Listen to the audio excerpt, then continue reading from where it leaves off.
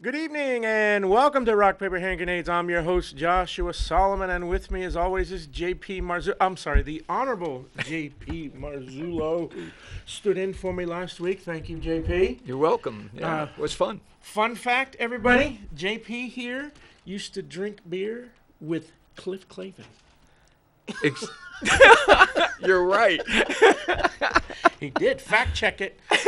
And he was a bigger know-it-all than John Ratzenberger ever was.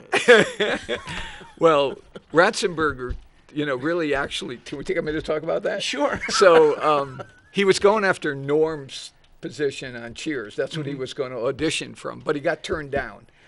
So we talked about it over a couple of beers, and he said, I'm going to go back and be like the guy that comes in here that's a know-it-all in the bar we used to go to. So he went back and he created that position, actually.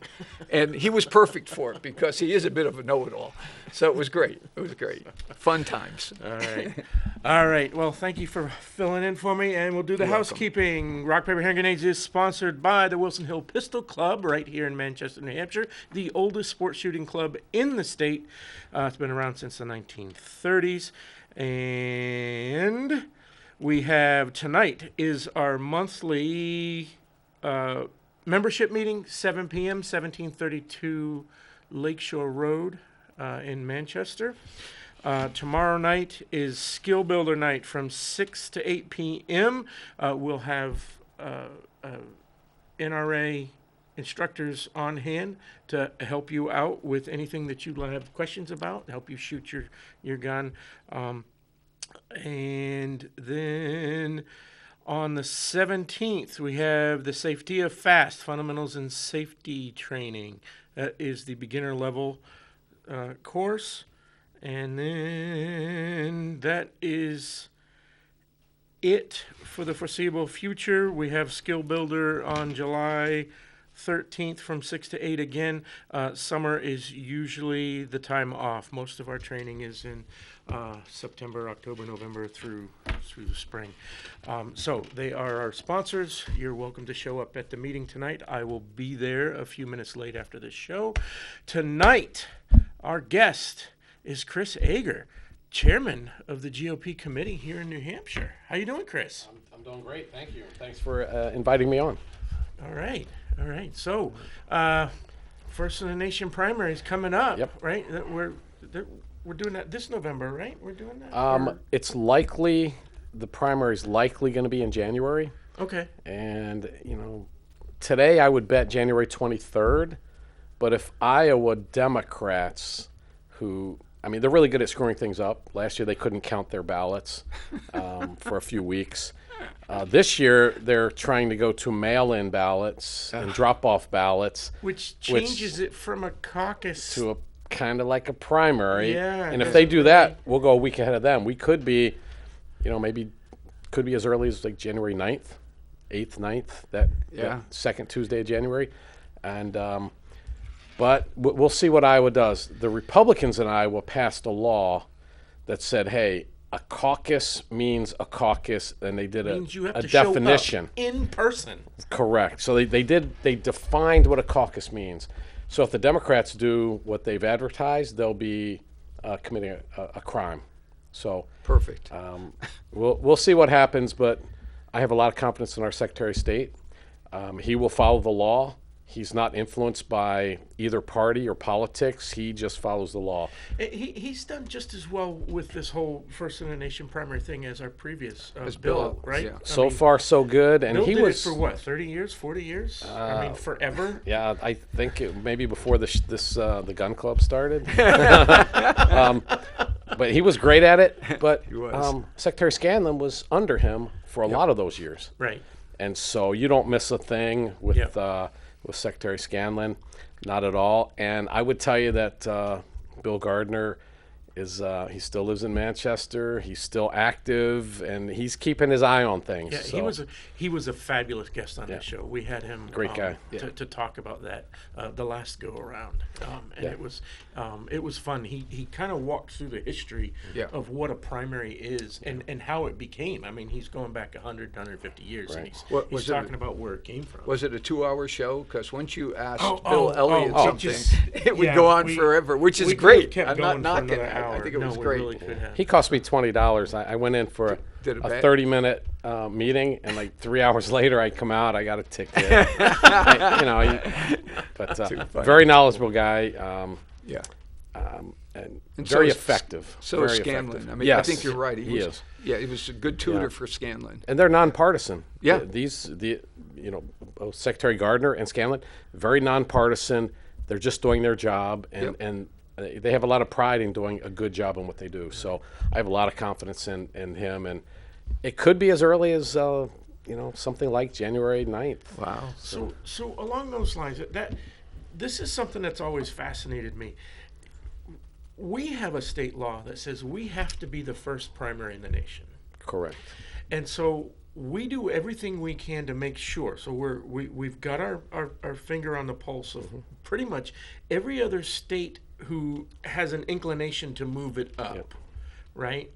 And so when someone announces their dates, we have to immediately say, okay, and the law isn't just that we have to go before. The law is we have to go a week before Yep.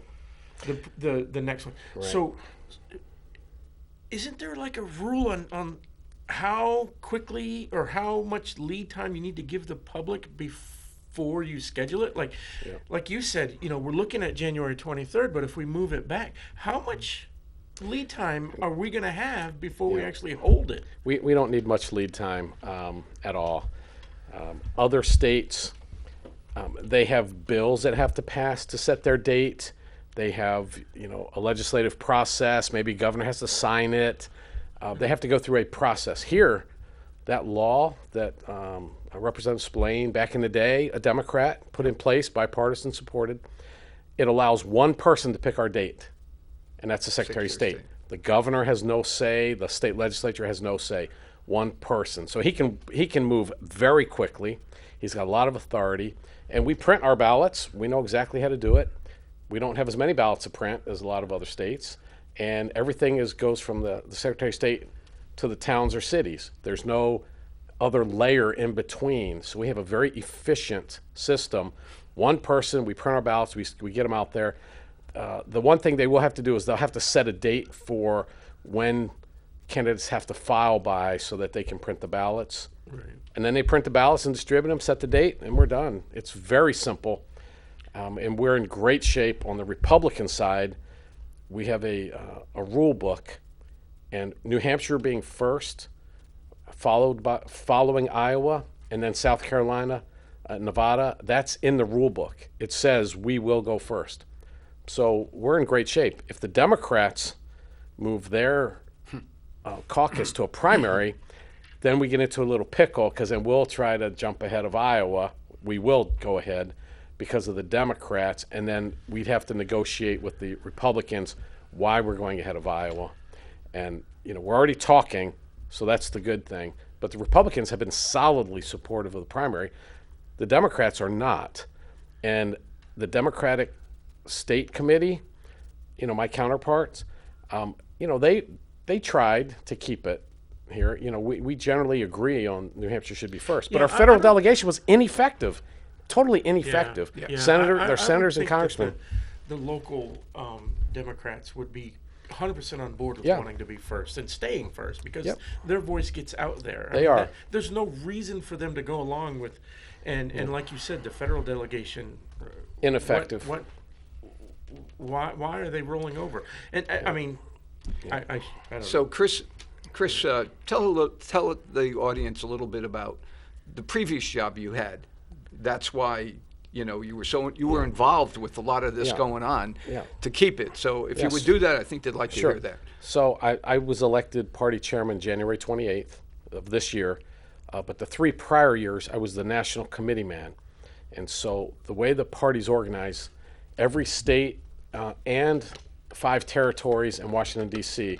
have 3 representatives to the Republican National Committee. Those 168 people make up the Republican National Committee. So I was one of those 3 people from New Hampshire for 3 years. And during that time is when the rules that are currently in place, were negotiated, locked down, voted on, which keeps us first in 2024. The next time the rules will be reopened are after this primary. and that's when things, we'll have to fight again. But before that, I was the Hillsborough County Republican chairman. I was chairman of that body for 4 years, and then I was a vice chairman before that, and town committee chairman. So I've done all those, all the dirty jobs to get up to the fun job that I have now. So, yeah, it's like I it's don't awesome. sense any sarcasm at all. No, it's great. It's really good. I like to joke sometimes and say we have found the enemy and it is us. Yeah, exactly. But it's really a great time to be a Republican. In New Hampshire, we have presidential candidates coming in. The Democrats have a few, but President Biden has abandoned New Hampshire, and it's classic Democrat DC move. If you can't win on the merits and you can't win by the current rules, change the rules. Mm-hmm. Yeah. And so Biden's like, I came in 5th place here last time. I don't want to go back. Those people ask questions. I don't want to do it. Let's change the rules. Push them back. And that's what he did. And I would be very surprised if the Democrats in New Hampshire voted for him in the primary, just purely out of interest for our state and the country. I mean, the man is not good for the state or the country. And Correct. so hopefully they'll make a wise decision and vote for somebody else. So one of your positions or one of your jobs is to grow the party, to reach out to independents certainly, and also to the younger voters. And so where are we at with that? What do you have in place? I know you're very strategic, having graduated from West Point. And so I know that you have that skill level. I was just curious. I think you were going to set up some committees or something, correct? So, yes, we have 13 subcommittees, and these are all volunteers. Right. So it's over 100 volunteers, and Nice. Each committee has its own challenges. But we had an off-site meeting back, about a month after I'd taken over, and it was all day on a Saturday, and we sat down, the executive board plus a few people, and we said, where do we want to be in 2028? Okay, how do we get there? What do we need to do now? And we kind of laid out a plan. And part of that, we had 13 subcommittees looking at different items to pursue. One of them is outreach to young people. And so young people, is traditionally defined as under 40 or 40 and under, Right. as you were. And so we don't want to use that. We don't want to lose that year group. That's important. So 40 and under. And so have the vice chairman kind of running that. We have college Republican group. We have a young Republican group. And then it's just, I'm a baby boomer. I don't know what they like. They know what they like. So who do you, where do I find out what they want? What's of interest to them? I got to ask them. Right. I don't know. I mean, half the time I don't even know what I want. So how can I figure out what they want? Right. Hot button issue, abortion. How are we going to deal with that? Well, it doesn't affect me as much as it affects a woman under 40.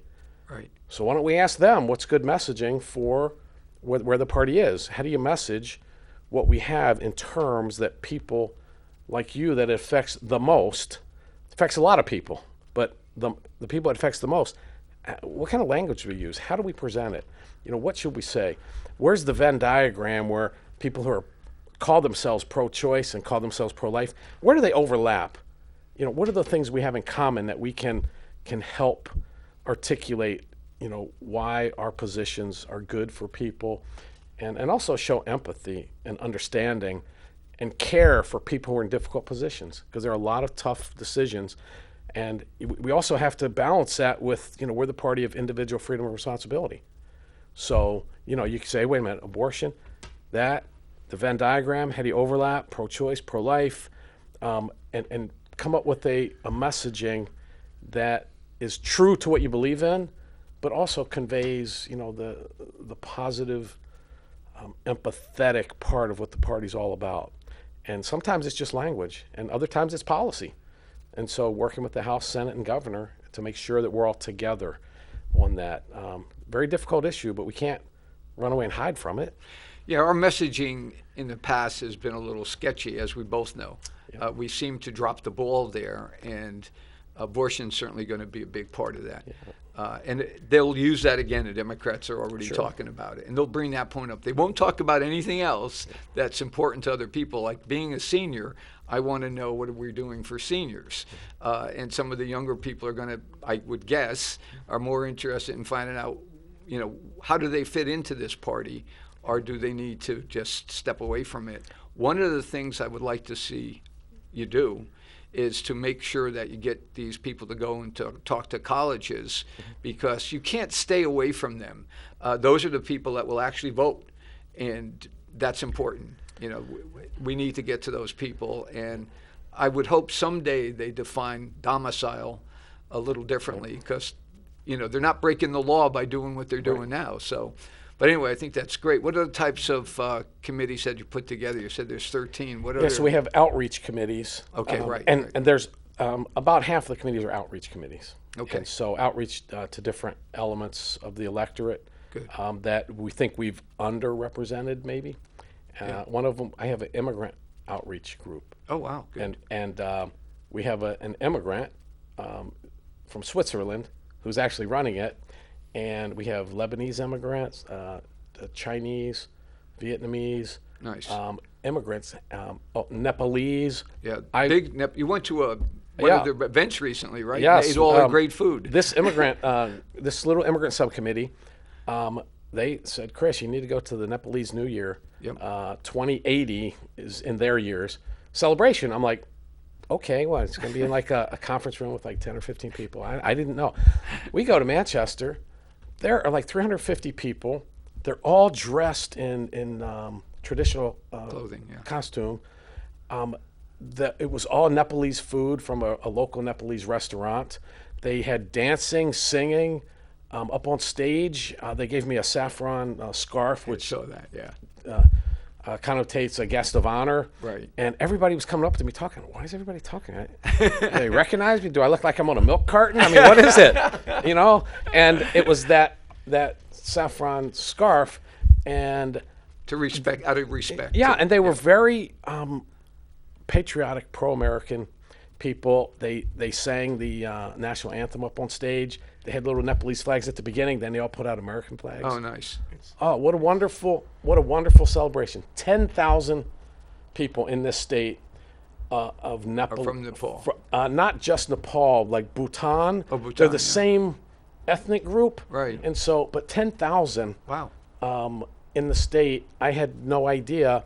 And these are patriotic Americans who believe in the same values as Republicans. I mean, when people say illegal immigrants, you have some people have a notion. When I think of immigrants, I think of Italian Americans like waving the flag.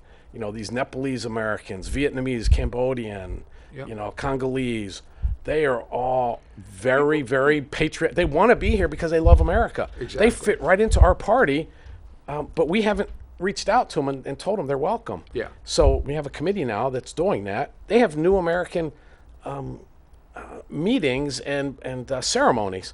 We didn't even know that. Right. Now we go and we attend and we applaud. Hey, welcome to Good for becoming you. citizens. That's great. And so that's one of 13 committees. We have outreach to Seems law like enforcement. something we could capitalize on, even nationally, is celebrating these people who have chosen to come here correctly, Yep. go through the process and become a citizen. And I'm betting you don't see a lot of the other side represented No. the way that you said, that we go to their ceremonies and say, hey, welcome to America. Yeah, and we don't push Republican on them. We just, welcome, and before people become citizens is really when they need the help, when they're here working their way through the process. And, we can't be cynical about it either. We want to help these people. Right. And if they become Republicans, that's great. But they're an important part. I mean, my grandfather, came over on a boat. I could barely understand him, as a kid because he could barely speak English without such a heavy accent. I couldn't understand him. Right.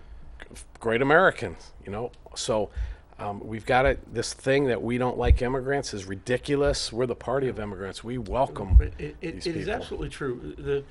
The one thing that the other side always forgets and they always leave out is the illegal part, right? They don't want to say that because they know that if they can get more and more people here and they don't have to document them, but they can also get them driver's licenses and get them into a voting booth, then they're able to subvert some things. But America has always been that melting pot, and that's what they want to tout. But the melting pot has its limits, right? They keep talking about the inscription at the base of the Statue of Liberty, bring us your poor, your downtrodden, etc. They forget the most important part. Well, one of the most important parts about that particular poem is that you don't become a public charge, right? We're not just going to bring you in so that you can sit on welfare, which is being a public charge. You are being paid for by the public. You are here and you are determined to not be a public charge. You are here to pull your weight and become one of us. That's the melting part of the melting pot. If you don't melt in and start supporting yourself and being a part of this great nation, then you aren't part of the melting pot. Yeah, and you've got to have time for people to assimilate. Well, you do, but you can't have so many. Climbing the border wall is not part of that time. No, no. It's and a lot of immigrants who played by the rules, waited in line, paid their price, did their homework. They're very proud when they're sworn in. Absolutely. And everyone that I've ever spoken to, we've had proud. them on the show. We've had Lily Tang. Lily Tang on the show. I mean, she's just so much fun to listen to, and she talks about that journey. Yeah. But a lot of the legal immigrants who played by the rules, they're frankly disgusted with the people who are cheating. Mm-hmm. Sure. And so it's like, wait, and it's not just immigrations; it's across the board. It's people who shoplift, white collar crime, criminals. It's like, wait a minute, let's not give them a break. Let's give the law-abiding people a break, people contributing to society, and not let these bad actors off the hook. And I love a quote. I heard it from a congressman. I can't remember which one first, but it's you get more of what you subsidize and less of what you tax. And so why are we subsidizing bad behavior and taxing good behavior? It should be the opposite. Yeah. And so a little bit of tough love, but we got to have the love part. We just can't be tough only. We got to be tough love, and people are resilient. When I was a school board chairman, unfortunately, we had to suspend and expel some students, but those kids survived and they thrived. But at the time we had to apply the rules as written, and sometimes you got to do that. So one of those things, it's better to learn that lesson earlier than later. Doesn't mean they're bad kids, but you have to follow the rules. If you have no rules, one of my favorite political books of all time is not considered a political book by most people, but The Lord of the Flies. Oh yeah. If you put these prim proper British young men on an island with no rules, the strong will create rules. Because society doesn't live without rules. Somebody's going to make them up.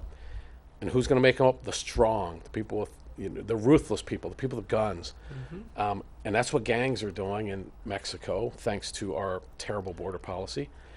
They've essentially taken over a lot of Mexico, the cartels. And the illegal immigration and the drug flow nets those cartels approximately $1 billion a month. So they're making $1 billion a month. They could be a Fortune 500 company because with U.S. money, that basically is paying for drugs, and they're charging people. The coyotes are charging people to cross the border. It's a racket, and I'd argue we're a co-conspirator in that racket. No, you talk about as a country. Is an article, news story broke today that I read about, and I apologize, I can't remember the sheriff's name, but there's a sheriff down on the border in Arizona who's been saying all along that, the border's secure, there's no problems here, whatnot.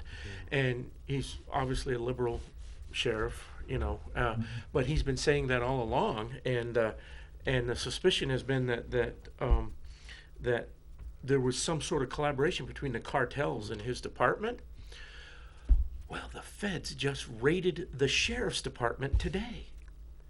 You got federal law enforcement going into a sheriff's office and saying, "We're done with you. You're obviously something's going on." But when you say that, you argue that we may be part of the problem. There are elements of that are 100% true and obvious. Yeah, and mostly Republicans are on the right side of this issue, and Democrats are on the wrong side. But there are some Republicans who benefit from cheap labor, and some businesses that benefit from cheap labor. And so this is not a 100% partisan issue. And I think average Americans are on the side of, hey, you can't have a lawless border, and you can't let people walk across and say, okay, let's do this app and we'll see you in 3 or 4 years. That's ridiculous. No other country on the planet does that. Yeah. Nobody does that. Yeah. You can't walk across a border anywhere else, like you said, anywhere else on the planet, and expect to not be thrown back over the border. Yeah. So it's a big issue. You know, people say economy, and generally that's correct. But I think the border is going to be a big issue in 24, especially when the numbers start racking up. Now that Title 42 is gone. Yeah. That little blip, happened. And then it kind of leveled off, and over the next year and a half, 2 years, it's going to be unbelievable. It's going to do this, right? It's going to, because they see, when Biden leaves, they're going to crack down. It's just going to be a mad, it's going to be like Oklahoma land rush. Yeah. And there's not a lot we can do. And just think of the hundreds of thousands that come across into Texas. Yeah. And then, they get shipped all over the place. And then Governor DeSantis sends a handful to Sacramento, and they're up in arms. It's like, that's just like that's like 15 minutes of people crossing the border, and you're up in arms. And in New York, they're up in arms. Oh, yeah. Hey, but they're sanctuary states and sanctuary cities. So did you hear what Mayor Adam said? He wants these illegal immigrants to be taken by some families that they could live with the family. That's how he wants to solve the problem. Yeah, and I'm thinking about paying private families to house illegal immigrants in their home. Yeah. Now, who's going to raise their hand first? No, seriously, who's going to raise their hand? It's like some drug addict who wants free money. The next question is, will it ever be forced? Enforced, right? yeah. What is? No, I mean forced. Like, okay. You will. Forced, you got will. it. You will house. You've got an extra bedroom. We see that. It's just you and your wife. You're empty nesters. You've got an extra bedroom. You will be taking these illegal immigrants into your house. What is that? That's Fourth Amendment. Yes. Which one is it? The government can't. But anyway, but yeah, he's talking about housing people in private homes because they don't have enough hotels and whatnot. How far are they willing to go? Well, we hear a lot that we have a shortage of workforce housing. So let's bring some more workforce in. Let's add to that, right? And now where are we going to put them? It's like, wait a minute. Come on, guys. It's not that hard. It's political on the Democrat side. This is part of their plan. And they play for keeps. They will do something to hurt the country just to get in control. Yes. And we generally don't do that. We don't do something to hurt the country that we love just to be in charge of it. But they do, in this case in particular. So we've got to win in 24. I think we're going to win top down because, American people are pretty smart. People in Manchester, I think they're going to have a great choice in November. And hopefully we'll change out from, instead of getting Joyce Craig 2.0, right. We'll get somebody different. Because once the city starts going bad, it's hard to bring it back. And it's on the verge right now. So. Yeah, but is Sununu said he's not running for president. Yep. Is he going to stick around at the... I don't know. I'm not sure if he knows. Because there's rumblings about, fifth term. There's rumblings about Craig going ahead and running for governor. She is. And we don't really need that. And we also have Warmington. You don't come from. How is this a positive mark on your resume? What has happened to Manchester under Joyce Craig, and she thinks that she's got some sort of footing to go and run for governor. Yeah. Is it because of our federal delegation who's kind of grooming her for that? Because we've got Shaheen and Hassan, right? I mean, former governors, so I think I think Craig she's is on running. that path. Yeah, She's running with the support of the Democratic, establishment, for lack of a better word.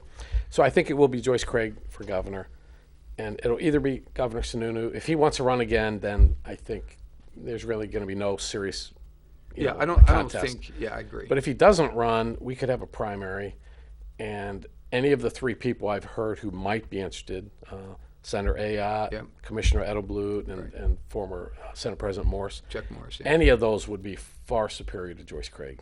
Yeah. So I feel pretty good, even if we do have a primary, that we'll have a better candidate, well-funded, well-supported, and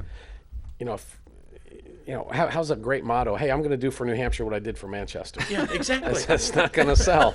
Not going to sell. We're going to have homeless people in every town across the state. We're going to get double crime. We're going to have murders and shooting and more fentanyl. Needles on the street everywhere. And last night the mayor and board of aldermen passed about a 3.5% budget increase, overrode the tax cap last year. Yep. They've got a drag queen being paid for by COVID money in the school at West. It's like you go up and down Manchester. It's still a great city, but for the first time, that I can remember this year, there's beat patrolmen walking up and down Main Street. Yep. There's cars all the time trying to, which is good that the police are out there patrolling. But the sad part is they have to. Right. They have to be out there all the time now, because if they're not, you don't know what's going to happen. Yeah. But once the downtown businesses start leaving and you've got empty storefronts, it's over. And so we can't let that happen. And if you put in Joyce Craig's handpicked replacement, who's basically been a rubber stamp for her this whole time, one of the current aldermen, nothing's going to change. So there is Jay Rue's running. I think he's a natural choice, to help keep the city from falling and turn it back around. And it's not too late. I mean, it's a great city. And it's not too late, but if you get more years of Joyce Craig 2.0, it's not going to be a good thing. Agreed. But yeah, we got a lot of good things on. We got good candidates stepping up, for governor. If the governor doesn't run for re-election, you got three very capable people. Yep. Congressional, that's just starting. There's a lot of great potential candidates out there.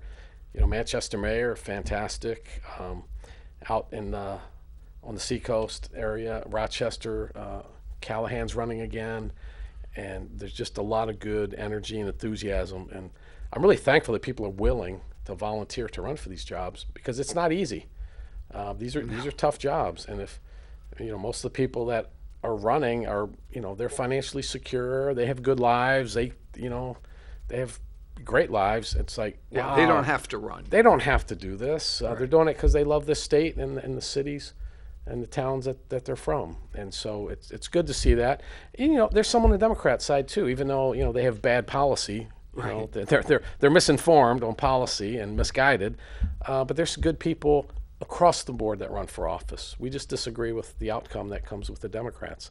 Right. But we don't attack their character, and they hate the city. They don't like kids. They're going to roll grandma off the cliff. We don't do that to them, because it's not true. They just have bad policy. They just want to tax more. And if you tax businesses more, they'll leave. There's a business that was going to open up here downtown, and he looked at the situation, looked at where the city's going, not sure who's going to be the next mayor, decided to locate his business in Londonderry. So that takes away from the tax base here and employment for people, living in the city. Sure. And so, you need somebody like Jay who can say, okay, wait a minute, what do I need to do to keep these businesses? Not to help the business owner, but to help the people who live in the city. Because you have good, thriving businesses, you get good tax revenue, you take care of your infrastructure. Those businesses want those sidewalks clean. They want to make sure there's no crime. They're going to do what they have to do to keep things, provide a service for the people of the city. And so, don't give out free needles and crack pipes to people. What the heck? That's nuts. In a vending machine. The vending yeah, machine. I was just that's gonna bring nuts. that. Where was that? San New York. Francisco or New York? It was in New York. No, yeah. Brooklyn, I think. Yeah. Yeah. Yeah. They're actually putting up vending machines. And they for ran crack out of pipes. the crack pipes already. I heard that this morning. Do you have to use your crack money to buy crack pipes, or are they? It's probably free? COVID money. I mean, I don't know. I don't know. I think they were free, Yeah, they were free. but you get more of what you subsidize. So why would you do that? I don't get it. Why would you do Lord. that? So, but well, these people need help. A lot of people. Sure. And I worked with. I was on a corporate reassignment in New Jersey for a couple of years, and the group that I was running, we would volunteer at a homeless shelter, and it was in Paterson, New Jersey. Oh, which, wow. it's a tough neighborhood. Sure. But we'd volunteer, and the more we talked to people there, we did mock interviews for people. We served lunch, because serving lunch is better than assembly line. Assembly line's like you're in a prison. Right. But you serve them, it's more like you're in Or a high restaurant. school. Or Yeah. And so, we, for dignity, and they had like almost a city block, started as a soup kitchen in a Catholic church, moved into a government funded city block with apartments, with medical, all kinds of great, and it's grown. It's huge. There were like 300 people we'd serve lunch every day. Wow. We only served, once a month, but all this, we did coat drives, shoe drives. And I remember as interviewing people, mock interview, looked at their resume, and said, one guy said, oh, there's a 3-year gap in here. What'd you do then? I was in prison. Yeah. I'm like, yeah, don't put it on your resume. But if they ask you, they're going to ask you if you have any kind of it's on federal. there. Yeah. But don't lie to people. But yeah, I don't lead with that. And he's like, yeah, I didn't mean to. I'm like, you don't have to tell me. Don't. But prison. Another guy, yeah, I just got out of rehab. And it was like, and a couple guys, it was like, they looked at you kind of squirrely. You're like, whoa, something's. Talk to people that run it, and they say, yeah, there's 3 kinds of people we have here. People got laid off, they had a tough time. No, those people don't end up here. Drugs, people just getting out of prison, drug problems, prison, and mental, people who are mentally challenged. That's who was there. And so he said, wow, well, we got to take care of those issues, right? It's not people that lost a job, I'm unemployed, I can't pay my rent, I'm kicked out.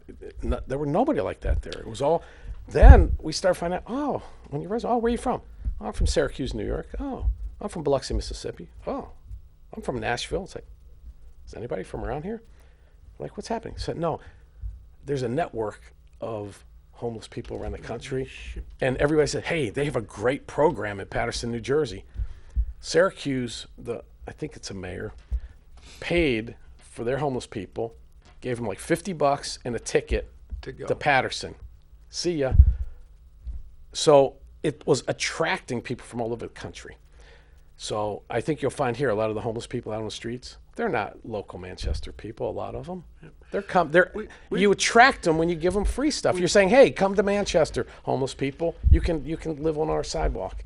We've talked about that before. There's that element of it, but there's also, New Hampshire is basically a giant small town, right? There's only a few places that you can bring your criminals to spend the night, and one of those places is Valley Street. Right. And so the entire county of Hillsborough, which is a very large county that covers a lot of other cities, whenever they arrest somebody, they bring them over to Hillsborough, over to the Valley correctional, Street. Hillsborough County Correctional Center. That's the actual name of it. Everybody calls it Valley Street. Valley Street Jail, yeah. But then when they get let out, nobody buses them back to their town where they came from. These people then become, here in Manchester. Didn't the chief of police, somebody from Londonderry, drop the homeless person here in Manchester, and the chief of police, there was no place for this person, but one of the police officers, I believe, from Londonderry brought him here, left him here, and the police chief in Manchester drove him back. He said, but you're right, though, if you have free stuff and you got a place you got plenty of food and you got shelter. I mean, build it and they will come. Yep. And a lot of those, unfortunately, because the city doesn't really do a whole lot, but a lot of the best services that are here in Manchester for homeless and downtrodden, are private organizations As they were that in are the past, taking in churches. donations Yeah. and handing out things like, oh, you need a sleeping bag, right? Or you need a shower, or you need this, or we have a center here that's open during daylight hours that you can come and get warm and take a shower and use the computers to apply for jobs, and these places exist, and they're private organizations. They're not town, and so people hear about those and come, and then they end up being here when those businesses are closed, when those facilities are closed overnight, because it's all volunteer. It's not city run. It's not government run. I just think it's best you can best take care of people the more local you can keep it. First thing is keep families intact.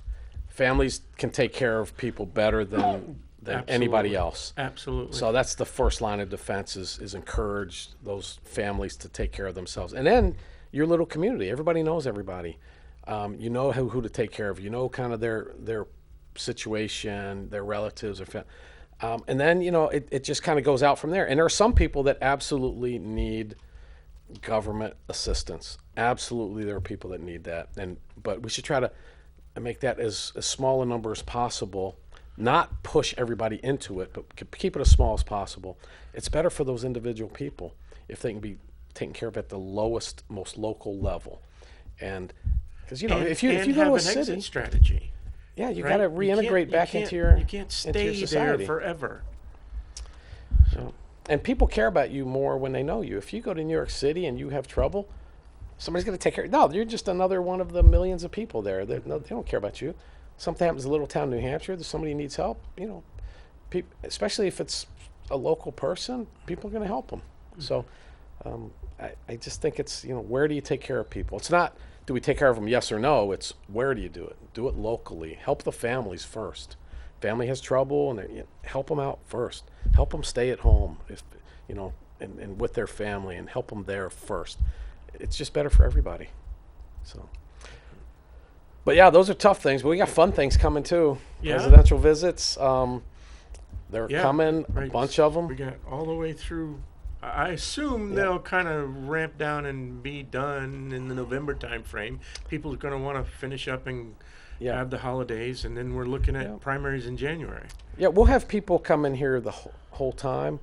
There may be ups and downs. This summer, there are going to be quite a few candidates.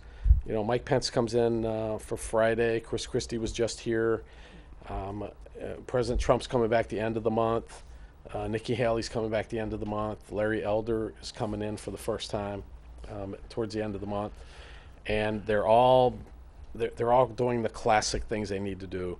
They're doing town halls. They're doing retail stops, diners. They're doing unannounced visits to places. They're just stopping in, which I love because then you don't have the same activists going to ask the same question. Well, you'll have those activists sitting at the counters, and and you already know that. Yeah, same. Gonna, yeah, it's you know who they It's are. been done forever. Yeah, but there are some unannounced. When I talked to two candidates, I won't say who, but they're coming pretty soon, and they're like, "Well, I'm going to be here and here. What are like 3 or 4 possible options?" And they're not telling anybody where they're going until they start driving there. So didn't Tim Scott do that? Didn't he go into? He did. He didn't set it up, I don't believe, did he? He went into Red Arrow. Yep. And then he went to like the Bridge Cafe after. Right. And I was surprised that there it was mostly normal. People that were Normal just having patrons breakfast happened to be or there. lunch, right? But then some people find out, and then you yeah. had some of the activists People there. show up. You had a ton of press, which is great. But Tim Scott is a natural retail guy. Oh yeah. Really good at it. He was behind the counter pouring coffee, Yes. having a good time. Yep. Some people are not as natural with it, but I ask myself, gee, how important is it to pour coffee for the president? Not too important, but connecting with people and listening to their concerns is Big. important. It's big. So, it's kind of, pouring coffee is not important to be president, but having somebody you can look in the eye and talk to and say, I kind of trust that person. That's what you get at those interchanges. Yes. Yeah. And with Biden, I know why they don't want him out talking to people, because people are going to say, man, there's nothing there. Right. I look that guy in the eye. There's nothing there. And so I think it's a smart His strategy meds are wearing off. to avoid New Hampshire. Is a smart strategy because the more people see them, the less they're going to like them. Yeah. And I mean, in New Hampshire, I still hear people saying, I have to see you 3 times before I decide I'm going to vote for you. yeah, I mean, that's what you hear all the time. And somebody will say, I've only seen you twice and need to, that's okay. But I do think you're right. I mean, we're very engaged in this state. We vet candidates better than anybody. And we don't just throw softballs at them. We throw some hardballs at them, too, which I think is great. I like the fact that I don't like the big venue rallies personally because I don't think you really connect with those types of people. So I'm with you on that. I mean, I think the more they see of you, the more you feel that you can trust them. You follow them, find out what their integrity is like.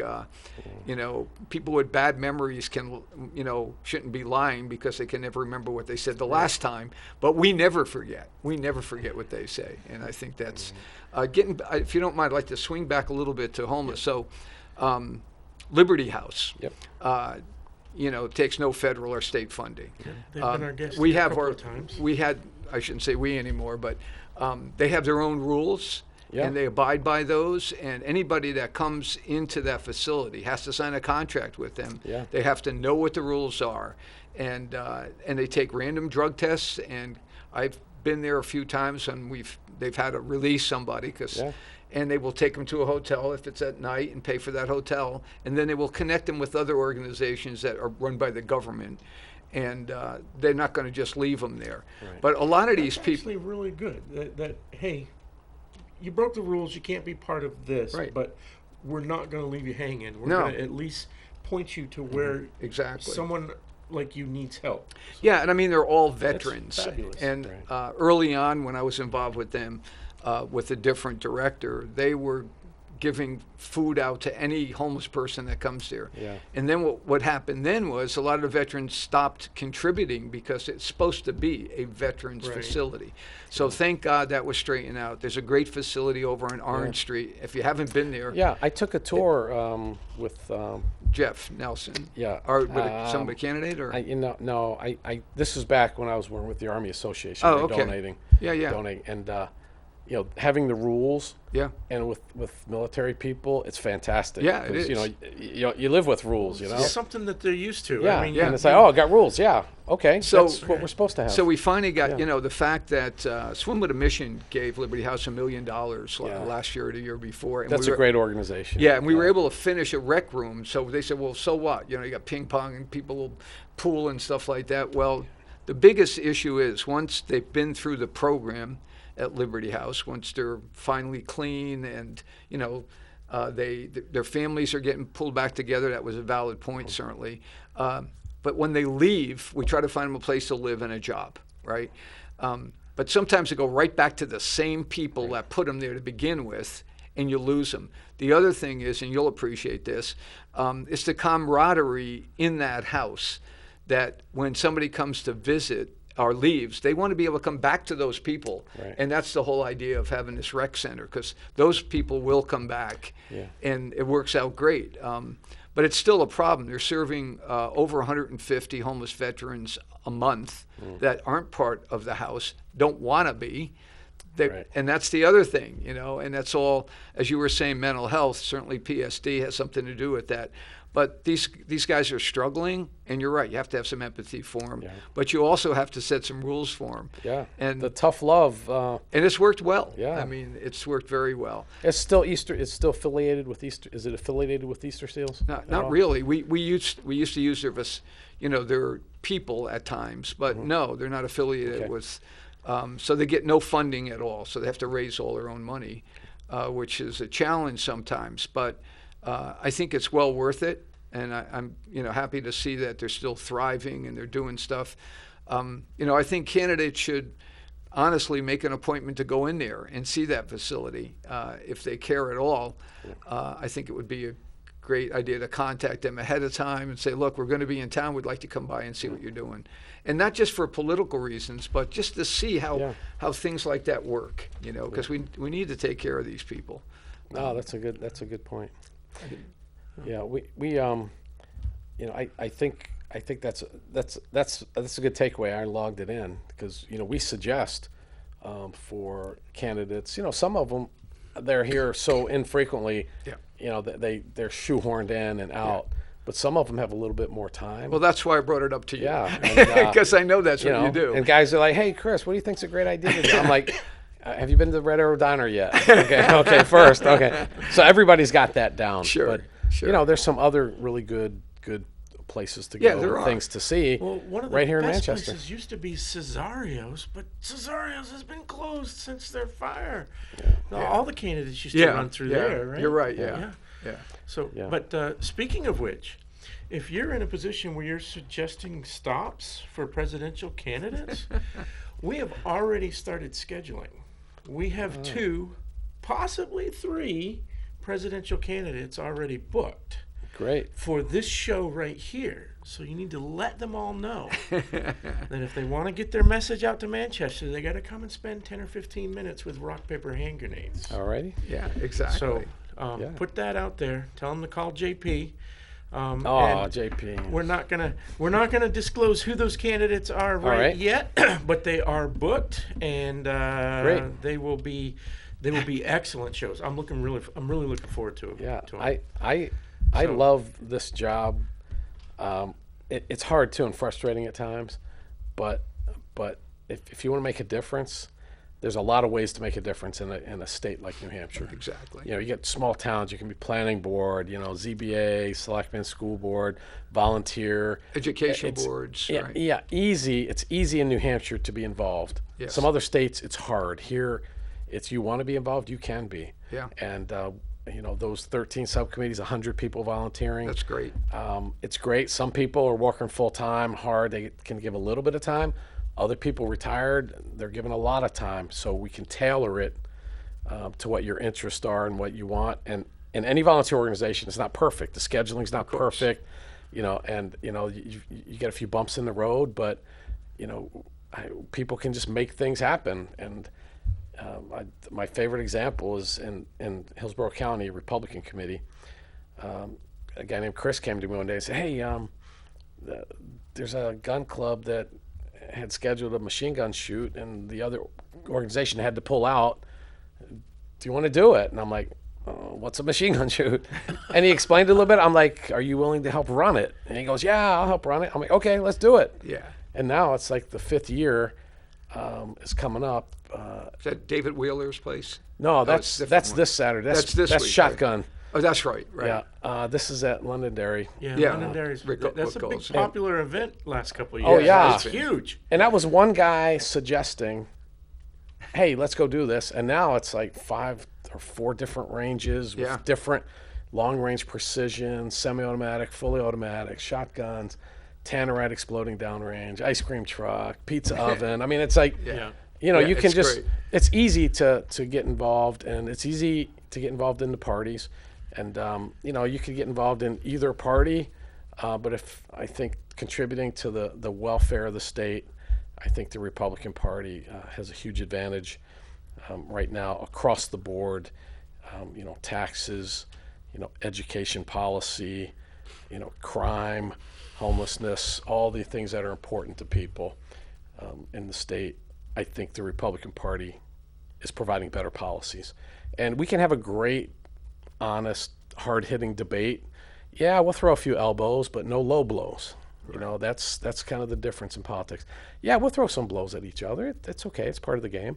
But, no low blows.